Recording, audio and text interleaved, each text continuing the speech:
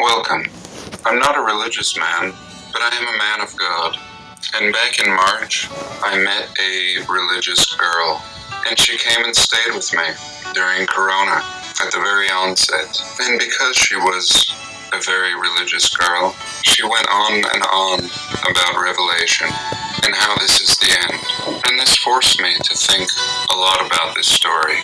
I love all history, but I tend to look at it with a skeptical eye. I try to see the truth in the story, which has been twisted by someone. And while pondering this revelation more than I normally would have, what became clear as can be is perhaps like all the stories they tell us, there is some truth in them, such as the biblical flood, the destruction of Sodom and Gomorrah by fire. The only difference is the timeline is massively off by 1,000 years. And I thought it has to be no different with this story of Revelation. Truth in the story, lies on the timeline. Hitting me like an inspiration, I immediately shared this insight with my special guest. And my theory has now come back around. And since we are channels of truth, let there be truth in all things, even the story behind the story. And I think I'll just play this theory. I sum it up in 2 minutes, and I look forward to your thoughts. And we're told about 1,000 years of peace and glory, and at its conclusion, Satan is to be let out for a short time to reign, only to be put away for good, followed by another episode of peace. And this 1,000 years is what really stuck out in my mind. When we look at the history of North America, what we see is that these structures seem to be up to 1,000 years old. And what if there was a period of 1,000 years of peace? What would it look like? A period where we progressed unhindered by dark forces. Perhaps this is what we call the Tartarian era. And what if the 1,000 years of peace had already happened, and what we see is these unified buildings found throughout our plane, more impressive and beyond the abilities of anything we create today?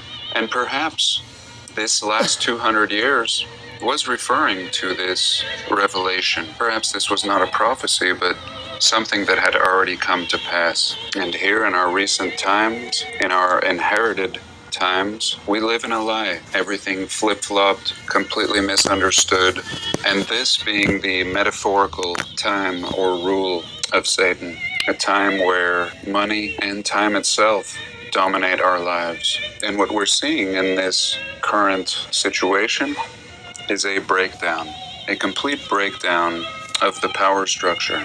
And of course I don't know, but I only bring this up to simply propose the idea. Are we coming to the close of this corrupt system and now understanding our history and ready to recreate the world to our likings, seeing with eyes wide open and in a position to restructure our lives based on things that matter?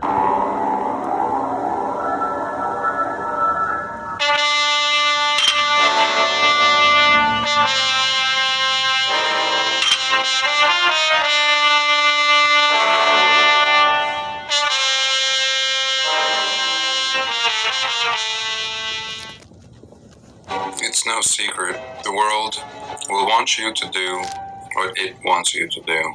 And it's your duty to smile and say no thank you. And for the last 2 or 3 weeks, I've been wanting to make a video on old mines.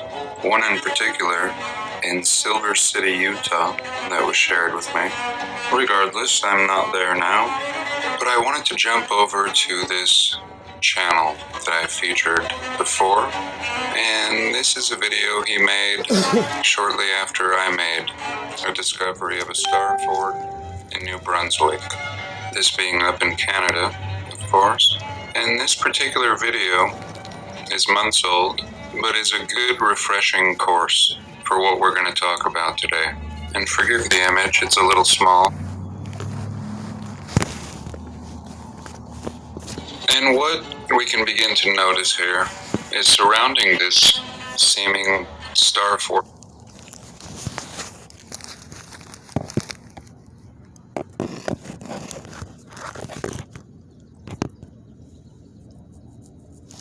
corner is that this realm appears to be terraform. What is terraforming? But the artificial design of the landscape and topography itself. And just looking through these images, we can see that there's been intelligent design. Somebody has a plan here and is reshaping the landscape. In many cases, by the use of redirecting water, it seems. We love our starforts, and thousands upon thousands remain all throughout this realm. But the more we begin to look, the more we begin to find that these starforts may very well be the underlying fabric of our realm, the original infrastructure. And again, this channel has been hot on this trail in the last few weeks. And as we can see here in one of his short videos, the starfort is the underlying fabric of cities.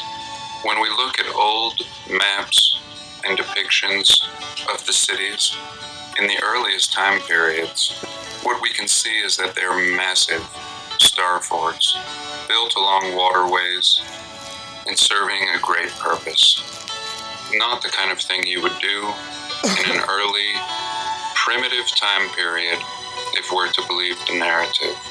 So in this video, he began tracing lines and finding these corners in the topography, in the canals, in the street layouts, and pretty soon we begin to see the underlying layout, and they are still visible.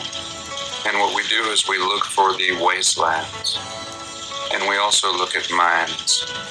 Mines absolutely being understood by the controllers as these ancient sites. And here, for example, he's showing a mine. And if these were previous city centers of a highly advanced people that built in these geometric patterns, then their cities would be filled with resources after they've been destroyed. And here we can see two prime examples, and not even hiding, these starfort corners. And these babies are massive, the size of mountains. And as we can see, the river lines below simply follow the edge of the starfort. And I was recently looking at a starfort, very similar, in an old mine in Arizona, a little town called Jerome, in very similar patterns, out in the middle of nowhere, always. Again, the starforts that were smaller and closer to popular areas were redesignated as soldier forts. And by now we've realized the impossibility of these primitive soldiers to build such forts, oftentimes found in water. And here again we can see the underlying pattern. As far as they've mined, the patterns keep going, being the foundation of this realm. And ultimately this is the repurposing of resources. At a certain point, all the buildings and properties with any desire had been inherited, and what's left is excavating the very resources of the infrastructure itself. Perhaps initially serving the purpose to hide the evidence, and at this point being utilized and being turned into new and fresh concrete. But in some cases, entire blocks are harvested. And what is a quarry? For years now we've been looking at quarries and noticing their advanced appearance, seeming as if there's more than meets the eye. And here again, a very old depiction showing a starfort. No shortage of these types of images, found all throughout our realm. And when overlaid on top of modern cities, we see that the structure is still there, simply built upon. Unbelievable that throughout our education, no mention of these wonders and their place in time, seeming almost science fiction, and yet this is our past. This is our hidden story. And here we go, the photo of the day. What is going on here? This is what's lying underneath our feet. Somebody absolutely created and shaped the terrain, and it's uncertain what these guys are doing. Cutting it up into blocks, or were they already blocks? Clearly we see cut marks here, shaping it into more manageable forms, as they appear to have originally been megalithic in size, unmanageable to modern tiny people. And this is just super mind-blowing. And here, even in the mainstream, trying to offer some explanation to these blocks, as if they are naturally occurring limestone, completely stupid and pretty desperate on the mainstream's part. What do you think? Can limestone naturally form in this fashion? Now, this is a little silver mine that was shared with me, as I mentioned earlier. Silver City, Utah. Here's its location, south of Salt Lake, maybe a couple hours. Essentially the middle of nowhere, as far as Utah is concerned. And here it is, out in the wasteland area. And really, from the Google Earth, not looking very impressive.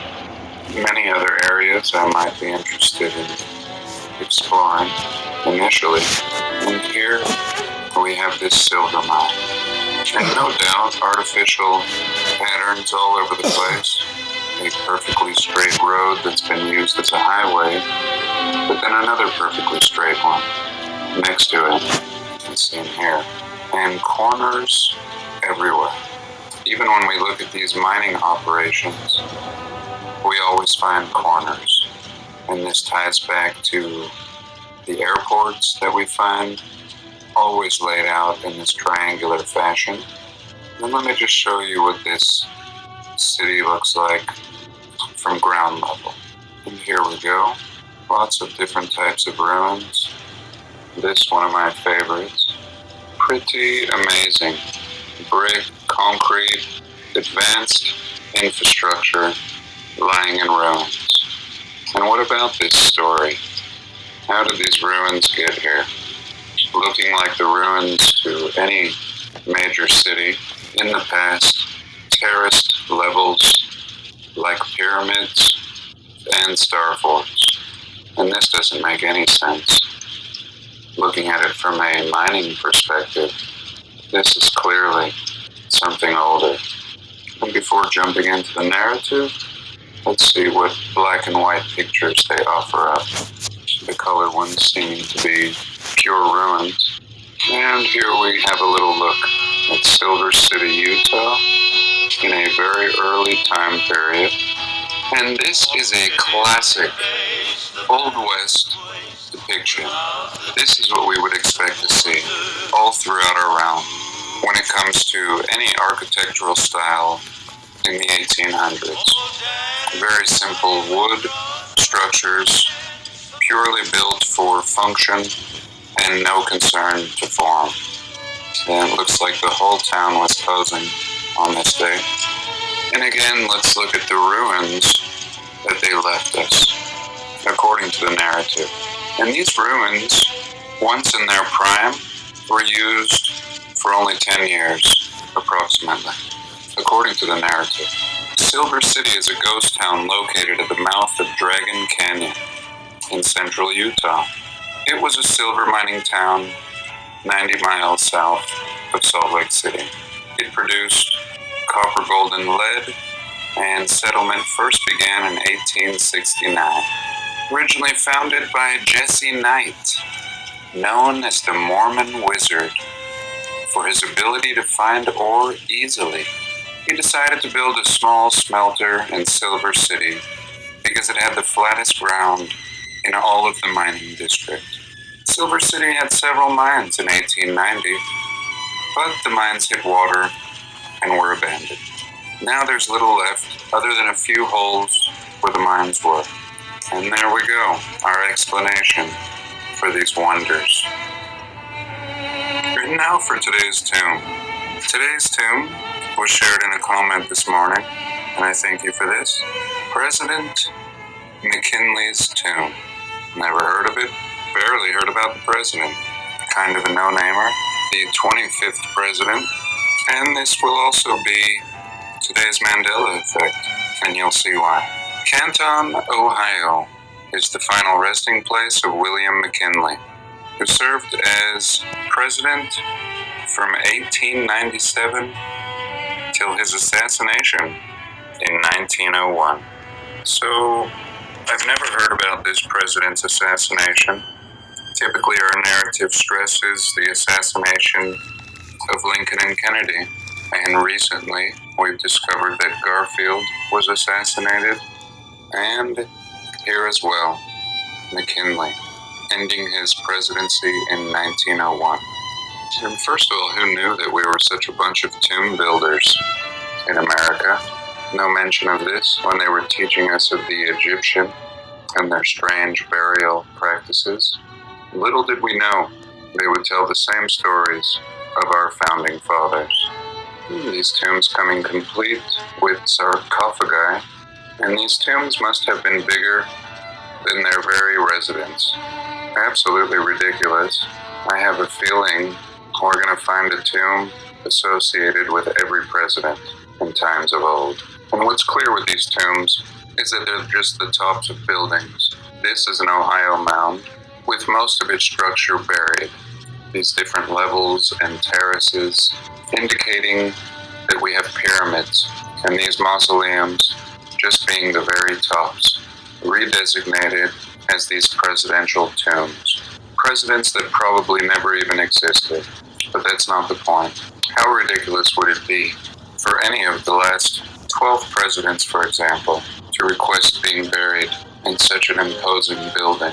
It would be completely ridiculous and over the top, and yet that's exactly what we're told of these presidents of old, that their families found it necessary to raise money and form these committees to build these towns.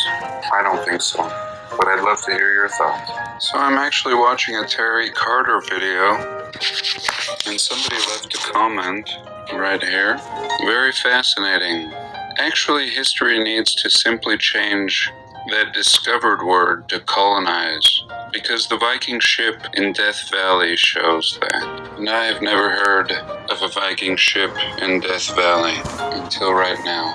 I have seen the buried ships underneath the foundations in San Francisco, but here I thought we'd have a little look, or just a look. On the morning of March 9th, 1933, a biosearcher searching for a new species of desert wildflower near Agua Caliente Springs, in the mountains just west of the Salton Sea, when an old prospector wandered into their camp. He told them that a few days before he had seen what looked like a wooden ship with a snake or dragon's head carved on the bow, poking out of the canyon wall. And after getting directions, the next day the couple hiked to the canyon, and sure enough, just as the old prospector said, the bow of a wooden ship was sticking out of the cliff.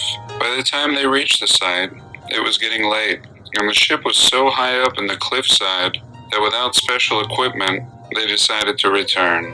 That evening, at 5:55 p.m., the 1933 Long Beach earthquake hit, destroying a great deal around them, including their campsite.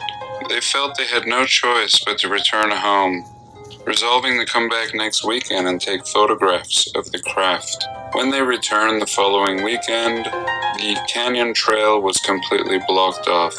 After searching most of the day, climbing over rocks, boulders, and landscape, they no longer recognized the area and were unable to find the canyon wall or the ship. And the guy says, now that's a good story, but are there any other references to Vikings in the southwest U.S.? Let's see. And this is supposed to be a petroglyph of a ship. And finally, is there anything else? He says, yes, there is. In 1931, Bruce Russell supposedly fell through the roof of a cave by Death Valley. In this cave system were the remains of several giant men around 9 feet in height. They had red hair. The story comes several years before Myrtle Bot's story, and long before the Seri history of red-haired giants was ever heard by whites. And this is pretty interesting, a video of the Lovelock giants and the apparent removal of their skulls from the museum there, and the Lovelock cave, or perhaps melted building, where they found these giants. A pretty recent discovery. And here's a little look at the entrance to the Lovelock cave. Giants. A pretty recent discovery. And here's a little look at the entrance to the Lovelock cave. I'm getting distracted with this building.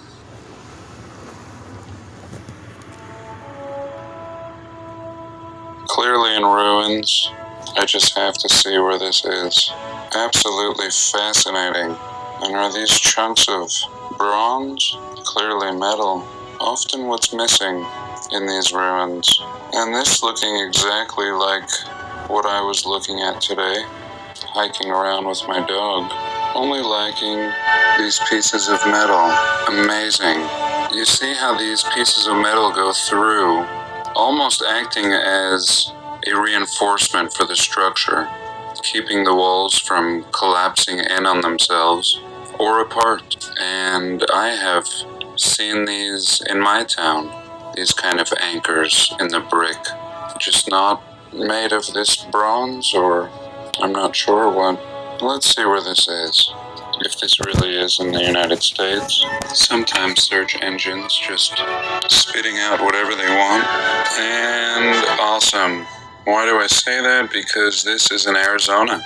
Unbelievable. Out here in Arizona, the Casa Grande ruins. Instead of the Great Wall of China or Stonehenge, these are ancient American ruins and landmarks. The United States is a relative newcomer to the world stage, but there have been people long living on this continent, and they've left traces of their presence, just as mysterious as those found in other countries. Super cool. And here we have the Salem, New Hampshire Stonehenge. And to most people, this will just seem baffling enough, how all these stones could be so interesting, without realizing that these are going to be the remains of something that was much greater, as old as the 17th century. However, exact dating may never be possible. The ruins suffered tampering at the hands of a 1930s landowner who was convinced the structures were remains of a 7th century Irish monastic colony. And this stone is pretty cool. The Helmet Maze stone. And here we are again at these Casa Grande ruins. Looks like they've built a little gazebo on top of it. How nice.